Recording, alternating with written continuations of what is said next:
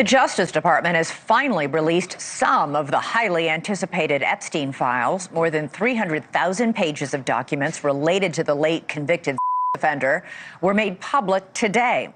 They include photos, flight logs, grand jury testimony, and a lot of heavy redacted. In a documentary, I think a lot of people thought that he was just joking around. It turns out he's not. So this is actually a real project that's being made under his Federal magistrate named Bruce Reinhart took more than $20. Zero from Jeffrey Epstein while serving as a federal prosecutor. Then he left the Justice Department, went into music private practice, and eventually became a federal magistrate who still sits on the bench today. That is not a rumor, that is a documented payment, that is a sitting judge. And that is just the beginning. Because right now, Oprah Winfrey was subpoenaed in a defamation case with a final date that has music come and gone. And nobody will say whether she complied. Ellen DeGeneres has not said a word about any of this. Neither Oprah nor Ellen has filed music, a single defamation lawsuit against anyone calling them Epstein associates. Think about music that, if someone called you that, would you stay quiet? The Justice Department music finally dropped its Epstein files in December. And CNN found over 500 pages completely music, blacked out. 255 consecutive pages of nothing but redaction ink. And just when you think the pressure could not get weirder, 50 Cent announced he is preparing a documentary about Oprah's connections to Epstein music and Diddy. That is not a fringe rumor, that is 50 Cent on record saying the deal is happening. So let me walk you through what is actually music, sitting on the table right now.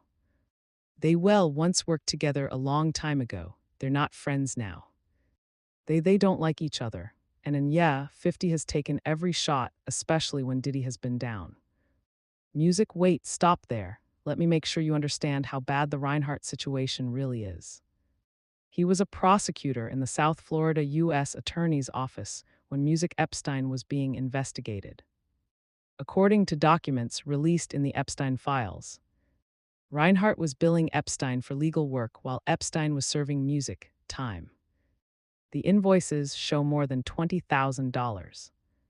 The same address Reinhart used for his private practice was the same address Epstein used for a foundation that let him out of jail on work release. A federal prosecutor who had access to internal case music discussions was simultaneously setting up a practice at the same address Epstein used to run operations out of jail. When victims' lawyers tried to get the Justice Music Department to investigate, the Office of Professional Responsibility declined to pursue music. Reinhart denied he had any inside information. But federal prosecutors in court documents directly music contradicted that denial. So here is what we actually know. A judge who took Epstein's money music is still hearing cases, still ruling on matters, still drawing a government paycheck. Music, that is not a conspiracy theory. That is a paper trail. Now look at what happens when the system does not protect music, someone. Prince Andrew's emails dropped in the file release, and they are absolutely devastating. The former royal wrote to Epstein in December 2010 music, after a week-long stay at Epstein's Manhattan mansion, and said, quote, "Wish I was still a pet in your family." A prince of music, England wrote that. Emails show Andrew stayed with Epstein, attended dinners with Woody Allen, discussed music, visiting Epstein's private island. And when the Virginia Giuffre allegations were about to break in a British newspaper, music, Andrew panicked. He emailed Epstein, "I can't take any more of this." Music, he begged Epstein to make sure every public statement said he was not involved. And Epstein, in his own email, music, casually admitted the famous photograph of Andrew with Giuffre was real. Saying music, yes, she was on my plane, and yes, she had her picture taken with Andrew, as many of my employees have. Music, not a denial, not a fight, just a bored acknowledgement. Andrew stepped back from royal duties. He settled with Giuffre for an undisclosed music sum. His reputation is in ruins. The files worked on him. they worked on a royal music, so why have they produced nothing on Oprah and Ellen except their own refusal to speak? I have no recollection of ever music meeting this lady, none whatsoever. But Gioffer says the prince had with her on 3 occasions. She was brought to London by convicted Jeffrey Epstein, where she was music, instructed to dance with Prince Andrew at a nightclub. That question leads us straight to the redactions. The Justice Department released music, its Epstein files, on December 19th under the Epstein Files Transparency Act. CBS News reviewed the documents and found that at least 550 pages were entirely blacked out. 255 consecutive music pages of nothing. A separate 119-page document labeled Grand Jury NY was also completely redacted. Music Deputy Attorney General Todd Blanche said a team of more than 200 lawyers reviewed music, everything. And the only redactions were what the law required. But here is what the law also says.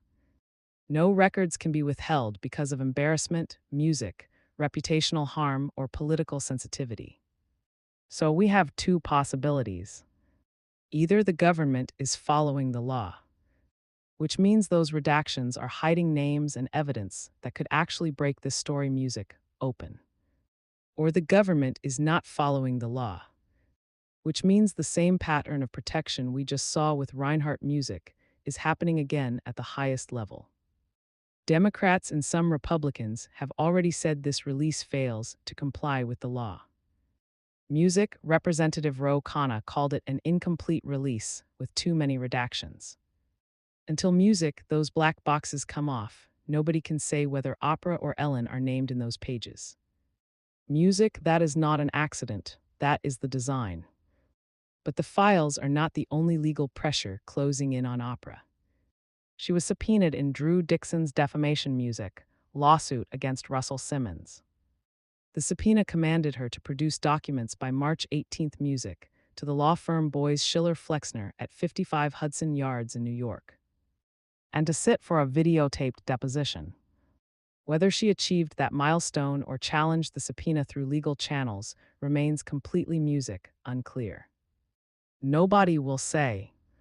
Simmons had claimed in a 2023 music interview that Oprah left the documentary on the record because she found inconsistencies in the accuser's music stories and had recordings that supported Simmons. Oprah said she left because of creative differences and wanting to music broaden the story. That contradiction is now the center of a legal fight. The subpoena is real. The target music date passed, and the silence about what happened next is louder than any denial she could issue. If she fought it, why not say so? Music, if she complied, what did she hand over?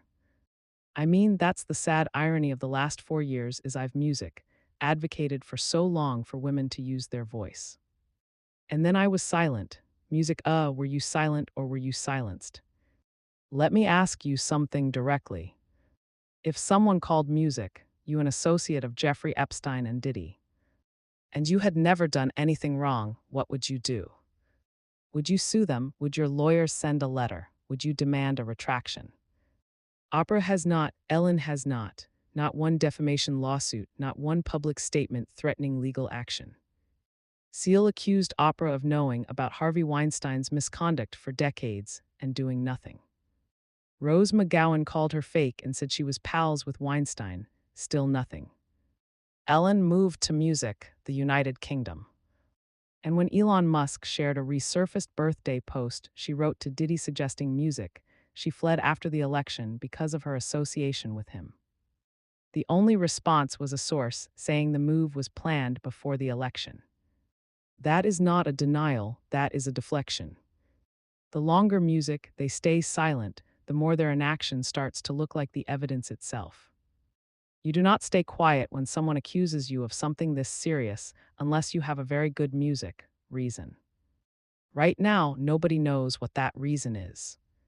Now add the documentary because this is where the story turns from legal pressure into live ammunition. 50 Cent announced music on April 1st that he is preparing a documentary about Oprah's connections to Epstein and Diddy Music with a claimed $75 million Hulu deal. Yes, the announcement came on April Music Fool's Day. Yes, Hulu has not commented.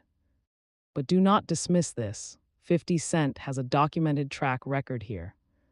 His Netflix documentary about Diddy, Music, The Reckoning drew 21.8 million views in its opening week. Diddy's lawyers sent a cease and desist letter the day before it dropped. Music calling it a shameful hit piece and claiming the footage was stolen. Netflix denied the accusation and said the footage was legally obtained. 50 Cent has been feuding with Oprah since she refused to have him on her show because of his lyrics. He named his dog after her. He said if they could not be friends, they would be enemies. Now he is sitting on a documentary project about her that could drop at any time with no locked release date. Music that means Oprah has no idea when the next wave of exposure is coming. That is the kind of pressure that breaks people. 3 charities. It appears that they're selling the same promise, the same project again and again and again. What a Music CBC News investigation revealed, and here is where it gets even stranger. Sources close to Corey Feldman's Inner Circle claim fee.